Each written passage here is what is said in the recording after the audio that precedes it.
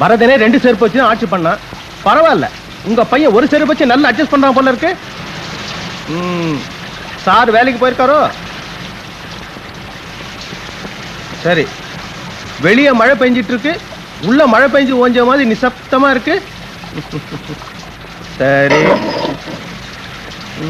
பாப்பா, ஒரு cup coffee குடுமா சூடா.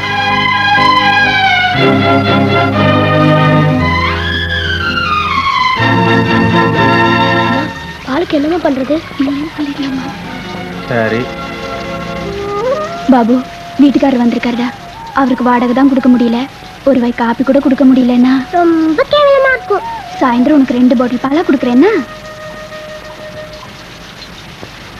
இந்த வீட்டுக்கு நீங்க குடி வந்த அன்னைக்கு பால் காய்ச்சினது, அதுக்கப்புறம் பாபு குடிக்கிறதுக்கு மட்டும்தான் நீங்க பால் காய்ச்சிருங்கன்னு எனக்கு தெரியும். அதனால காஃபி போடுமா, எல்லாரும் குடிக்கலாம். குடி. இவ்வளவு கஷ்டத்துல உன்னை கான்வென்ட்ல படிக்க வைக்கிறான் பாரு உன் மாமன், அவனை கொஞ்சம் பாராட்டலான்னு பார்த்தேன். சாரு, மழையிலே ஒத்தக்கால் செருப்போட நீங்க கொடுத்த அட்வான்ஸ் பண்ண முடிஞ்சு 6 மாசம் ஆச்சு. ஒழுகிற வீட்டுக்கு வாடகை கேட்டு வந்திருக்கிறது ஒழுங்கு இல்லத்தான். எனக்கு வேற வழி தெரியல, அதனால இன்னும் 6 மாசத்துக்கு வாடகை பணம் கேட்கறது இல்லைன்னு நான் முடிவு பண்ணிட்டேன். சரி, இன்னும் 6 மாசத்துல வீட்டை காலி பண்ணி கொடுத்துருவேன். செஞ்சாலும் பத்தாது. சரி, நான் வாசலை தாண்டிட்டேன், சாரை வெளியே வர சொல்லுங்க, ஜலதோஷம் பிடிச்சுக்க போகுது.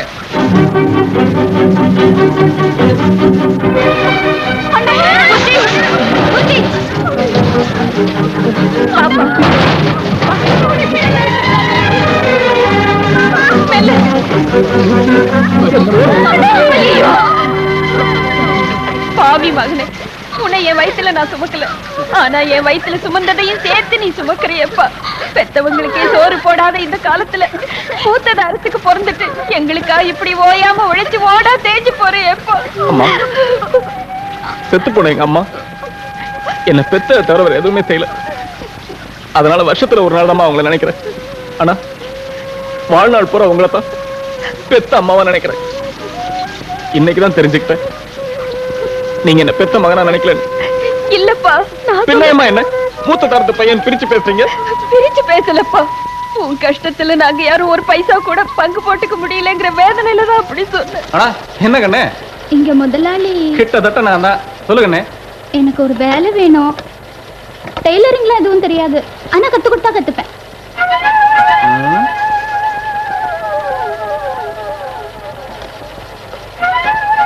கத்து கொடுத்துருவோம் வா.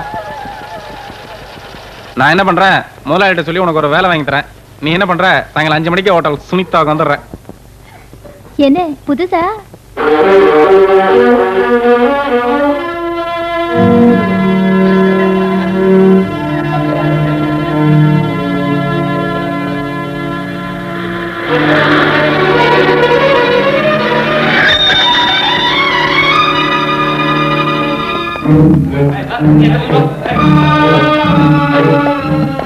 அப்புறம் லத்தி உயரம் கூட இல்ல, அதுக்குள்ள ஓகேவா? வா போலாம். தெரியாது சார், எனக்கு ஒருத்தர் வேலை வாங்கி தரேன் சொன்னாரு.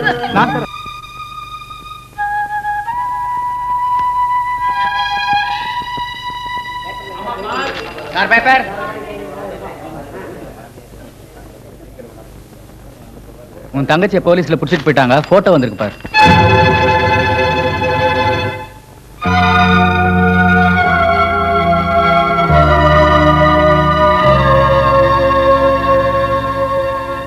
எங்க அண்ணனுக்காவது சொல்லி அனுப்புங்க சார். விட்டா மாமாவுக்கே சொல்லி அனுப்ப சொல்ல போல இருக்க. அடில ஏத்தியா?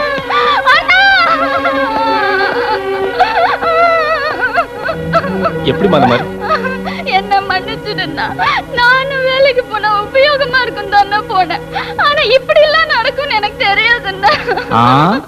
சார், என் தங்கச்சிக்கு எந்த வரமும் தெரியாது சார். இந்த ஒரு தடவை மன்னிச்சிருங்க சார். மன்னிக்கிறதா? கைச்சலம்போட கண்ட கண்ட ஹோட்டல்ல கண்ணையே நின்னாலும் எங்களை பொறுத்த வரைக்கும் விபச்சாரிதான் ஐயா.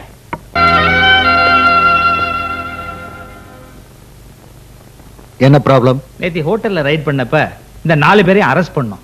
அதுல இவரோட தங்கச்சி மட்டும் ரிலீஸ் பண்ணணும்னு இவர் தகராறு பண்ணிட்டு இருக்காரு. சார், சார் நான் தகராறு பண்ணல சார், சத்தியமா சொல்றேன் சார். சார், நான் உங்களை கெஞ்சி கேட்கிறேன் சார், என் தங்கச்சி மட்டும் விட்டுருங்க சார். சார், என் தங்கச்சி இல்லாம நான் வீட்டுக்கு போனா என் குடும்பமே தற்கொலை பண்ணிட்டு செத்துரு சார். வெளியில போய் நில்லுங்க. சார் வெளியில போய் நில்லுங்க.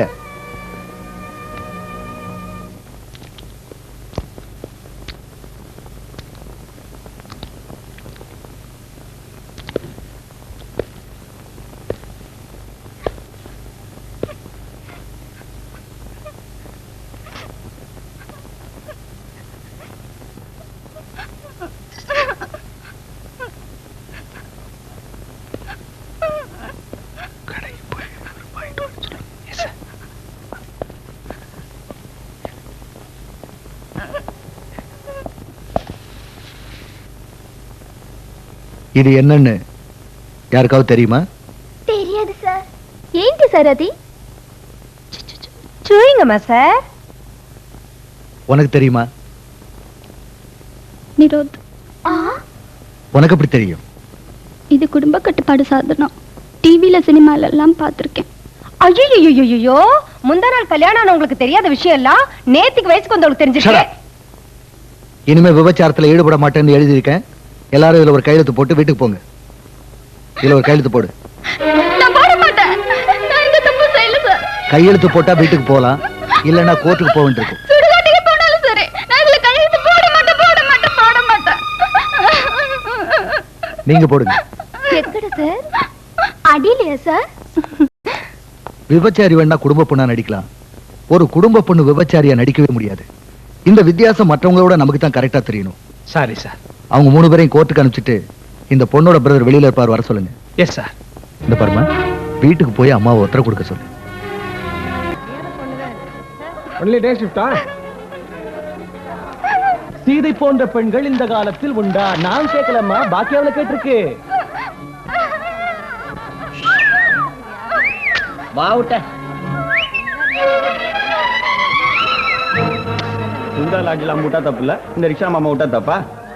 உரைக்காது.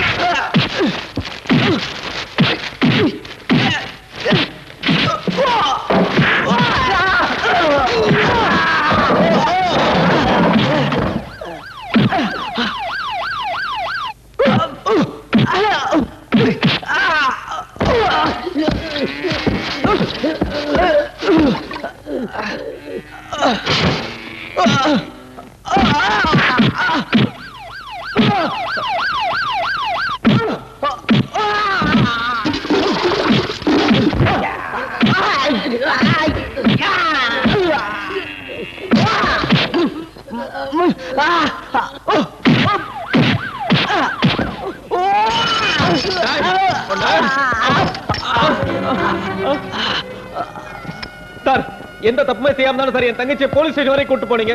இப்ப நான் கொலை செஞ்சுட்டு ஜெயிலுக்கு வரேன் சார். Please calm down. குடும்பமானவே போனதுக்கு அப்புறம் நான் எதுக்கு சார் உயிரோட இருக்கணும்? தயவு செய்து எல்லாரும் நான் சொல்றதை கேளுங்க. இது முழுக்க எங்க டிபார்ட்மெண்டோட தப்பு.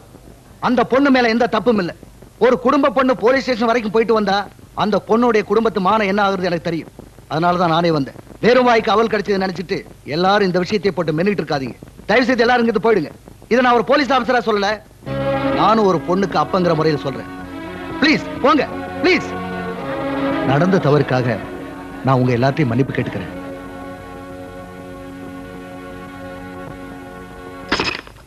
பொதுவா வீட்டு பிரச்சனை வாசலுக்கு வரக்கூடாதுன்னு சொல்லுவாங்க. ஆனா இன்னைக்கு நம்ம வீட்டு மானம் தெருவுக்கே வந்துடுச்சு. ஊரு உலகத்துக்கு தெரியறதுக்கு முன்னாடி உஷாவுக்கு ஒரு கல்யாணத்தை பண்ணி வச்சுட்டா நல்லதுன்னு நினைக்கிறேன். என்னப்பா யோசிக்கிற? நம்ம வசதிக்கு மஞ்ச கயிறு தானமா வாங்க முடியும். தாலிக்கு தங்கத்துக்கு எங்கம்மா போறது? நீ ஒரு கல்யாணத்தை பண்ணிக்கிட்டா வர்ற பொண்ணு கழுத்துல இருக்கிற நகைய உன் தங்கச்சி கழுத்துக்கு மாத்தி அவளை கரை சேர்த்துடலாம். நீ சரின்னு சொல்லு. இந்த மாதிரி வாழைப்பழத்தோல் வளர்த்துக்கிட்டு உங்க வாழ்க்கையே முடிஞ்சு போச்சுன்னா உங்க குடும்பத்தை யார் காப்பாத்துவா? அதுக்கு தான் LICல ஒரு பாலிசி போடணுங்கிறது. அப்படி நீங்க ஒரு பாலிசி போட்டீங்கன்னா நான் ஏற்கனவே பொறுக்கிட்டு இருக்கேன் அனாவசியமா. யோ இதுதாங்க உலகம். நீங்க அரிசியை கொட்டிட்டு பொறுக்கிட்டு இருக்கீங்க, அவன் உங்களை கண்டுக்காம போயிட்டு இருக்கான்.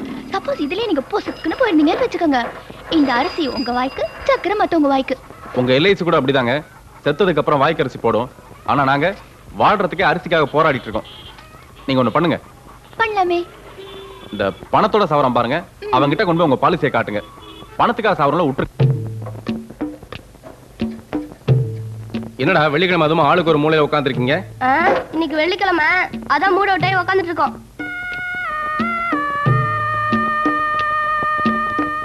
நீ ஏன்டா கோவமா இருக்க? இன்னும் 2 நிமிஷத்துல ஒலி ஆரம்பிச்சிடும், அதுக்குள்ள நீ பாட ஆரம்பிக்கணும். பாடணுமா?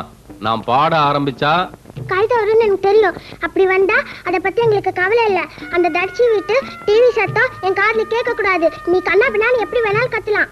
என்ன வம்புல மாட்டி விடுறதா நினைச்சுக்கிட்டு நீங்க எல்லாரும் வம்புல மாட்டிக்க போறீங்க. இப்போ நீ பாடல, ஆல் ஃபேமிலி மெம்பர்ஸ் பாடு. என்னமா அது? ஐயோ, சரி சரி சரி, இருங்க இருங்க. நல்ல வேளை யமனோட வாகனம் மட்டும் வந்தது. ஒருவேளை அந்த யமனே வந்திருந்தான்னு வச்சுக்கோங்க, என்ன இருக்கும்? யமலோகம் போயிருப்பேன், நீ அங்கேயே வந்து என்ன தொல்லை பண்ணுவ.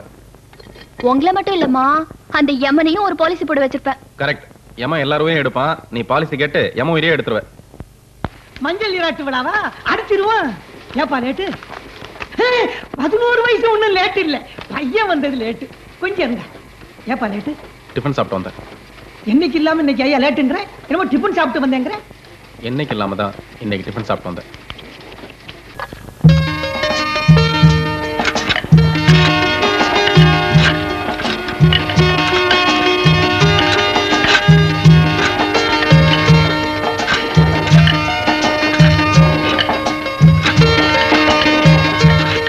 அன்புள்ள அத்தான், கல்யாணத்துக்கு அப்புறம் பட்டுப்புடவையோ 8 கல் மூக்குத்தியோ நான் கேட்க மாட்டேன்.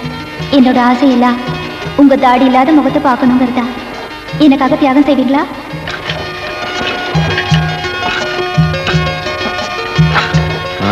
என்னப்பா கனவு காட்சியா? இது இந்த மேட்டர் மேட்டரெல்லாம் ரெடியா இருக்கு. இனிமே கல்யாண பத்திரிகை நீயே பிரிண்ட் பண்ணிக்க வேண்டியதுதான். அதுக்கு முன்னாடி ஒரு முக்கியமான வேலை இருக்கு. அண்ணே, பாசு கை மிஷின்ல மாட்டிச்சு.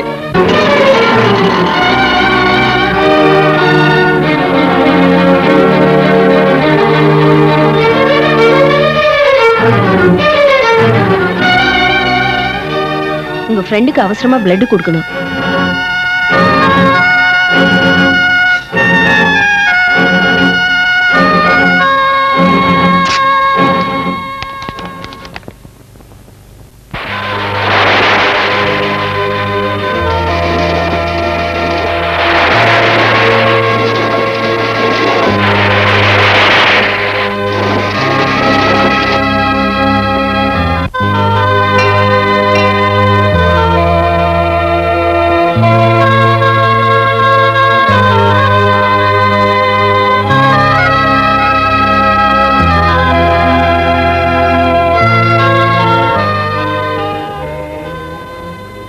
பத்திரிக்கை காட்டுறதுக்கு வர சொன்னீங்கன்னு நினைச்சேன்.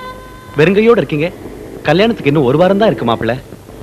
நானும் அதான் யோசிக்கிறேன். இந்த 1 வாரத்துக்குள்ள உங்களால எப்படி 20,000 ரூபாய் புரட்ட முடியும்னு. 20,000? 10,000 ரூபாய் கல்யாண தண்ணிக்கும் மீதி 10,000 ரூபாய் 3 மாசம் கழிச்சு தானே கொடுக்கறேன்னு சொன்ன மாப்பிள்ள. புத்திசாலித்தனமா நீங்க அப்படிதான் சொன்னீங்க. முட்டாள்தனமா நான் தான் அதை ஒத்துக்கிட்டேன். கல்யாணத்துக்கு அப்புறம் சொன்ன மாதிரி நீங்க பணம் கொடுக்கலன்னு உங்க பொண்ணை வீட்டுக்கு அனுப்புனா வரதட்சணை கொடுமையால வாழா வெட்டியா வந்துட்டான்னு ஊரெல்லாம் கேவலமா பேசுவாங்க. எதுக்கு வெட்டித்தனமா வீண் பிரச்சனை? தாலி கட்டுறதுக்கு முன்னாடி 20,000 ரூபாய் ரொக்கமா கொடுத்தா நல்லா இருக்கும். முதல்ல ஒத்துக்கிட்ட 10,000 புரட்டுறதுக்கே நான் மூச்சு திணறிட்டு இருக்கேன். திடீர்னு 20,000னா சொன்னபடி கொடுத்துடுற மாப்பிள்ள. வாக்கு தவற மாட்டேன். நீங்க தவற மாட்டீங்க. ஆனா உங்க பொண்ணு யாரு கூட தவறா பழகிறதா கேள்விப்பட்டேன். அதுக்கே நான் 10,000 ரூபாய் கூட கேட்டிருக்கணும். அட பாவி, என் பொண்ணு கெட்டு இருந்தாலும் பரவாயில்ல, கூட பணம் கொடுங்கன்னு கேக்குற நீ நாளைக்கு பணத்துக்காக பொண்டாட்டியவே கூட்டி கொடுக்க மாட்டேங்கிறது என்ன நிச்சயம்? மரியாதையா பேசுங்க. மரியாதையாவே பேசுறேன் சார்.